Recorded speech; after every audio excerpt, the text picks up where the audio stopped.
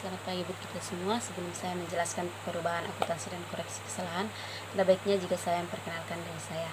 Nama saya Tertiwani Gulo, NPM saya 1815100295. Saya kelas dari reguler 14A. Mata kuliah saya yaitu akuntansi keuangan 2. Baiklah, saya akan menjelaskan tentang perubahan akuntansi terlebih dahulu. Perubahan akuntansi dalam proses penyusunan laporan keuangan dapat dikelompokkan menjadi 3, yaitu 1. Perubahan prinsip akuntansi, yang kedua perubahan taksiran akuntansi, dan yang ketiga yaitu perubahan kesatuan usaha. Dan di sini saya akan menjelaskan tentang perubahan prinsip akuntansi. Prinsip akuntansi adalah aturan umum yang diturunkan dari tujuan dan konsep akuntansi. Aturan umum ini akan menjadi pemandu bagi cara kerja akuntansi. Aturan umum itu juga merupakan penggerak aktivitas akuntansi dalam menghasilkan informasi seperti yang diharapkan. Berdasarkan prinsip akuntansi tersebut, akan diatur pembentukan teknik atau akuntansi.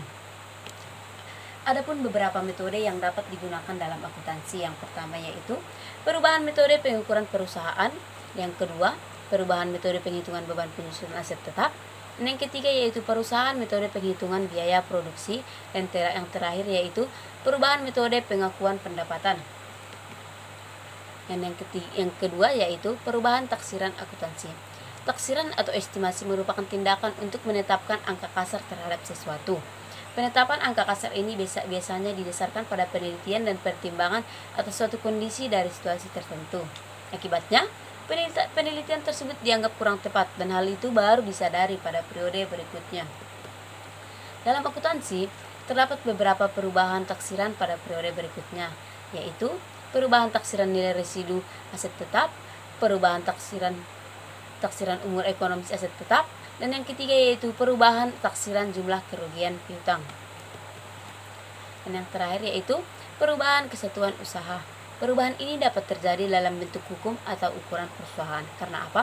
Karena ukuran perusahaan juga dapat berubah. Seperti akibat penggabungan usaha di antara beberapa perusahaan.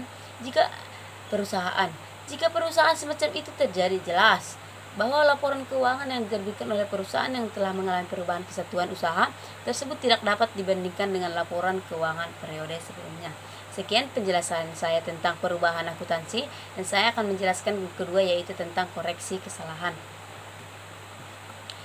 Koreksi kesalahan dalam proses penyusunan laporan keuangan dapat saja terjadi kesalahan yang dilakukan oleh para pelaksanaan pekerjaan akuntansi.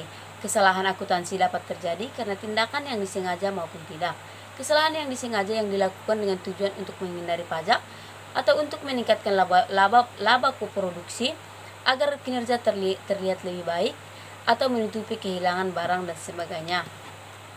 Adapun kesalahan yang tidak sengaja secara umum yaitu kesalahan mengisi nilai transaksi, yang kedua kesalahan akun yang digunakan, yang ketiga yaitu kesalahan akun yang digunakan sekaligus kesalahan mengisi nilai transaksi. Dan yang keempat yaitu kesalahan memahami transaksi, dan yang kelima yaitu kesalahan perhitungan dan sebagainya. Di sini ada jenis kesalahan akuntansi yang dapat terjadi, dapat dikelompokkan menjadi 2, yaitu kesalahan yang pertama yaitu kesalahan yang hanya mempengaruhi neraca saja atau laporan laba rugi saja. Kesalahan semacam ini hanya berpengaruh terhadap salah satu laporan keuangan saja dan tidak berpengaruh terhadap laporan keuangan lainnya. Hal ini terjadi karena jurnal yang telah dibuat merupakan catatan atas transaksi yang melibatkan akun nominal saja atau akun real saja. Dan yang kedua yaitu kesalahan yang mempengaruhi neraca dan laporan laba rugi. Terdapat kesalahan akuntansi tertentu yang berpengaruh terhadap neraca dan laporan laba rugi sekaligus. Kesalahan yang berpengaruh terhadap neraca dan laporan sekaligus dapat dikelompokkan menjadi 2 kesalahan. Yang pertama yaitu kesalahan yang dapat mengoreksi diri sendiri secara otomatis pada periode berikutnya. Dan nomor 2 yaitu adalah sebaliknya. Kesalahan yang harus dibetulkan karena tidak dapat mengkoreksi dirinya sendiri secara otomatis. Adapun jurnal koreksinya yaitu jenis kesalahan yang kedua adalah kesalahan yang harus dibetulkan karena tidak dapat mengkoreksi diri secara otomatis pada periode berikutnya.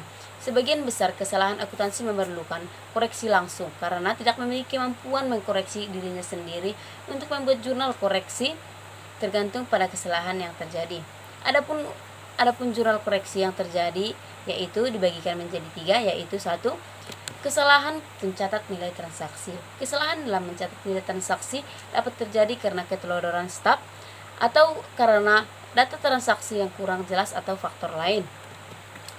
Yang kedua yaitu kesalahan penggunaan akun. Kesalahan penggunaan akun dapat terjadi karena kurangnya pemahaman terhadap transaksi yang ada atau karena ketidaktelitian atau ketelodoran yang disebabkan oleh banyaknya transaksi.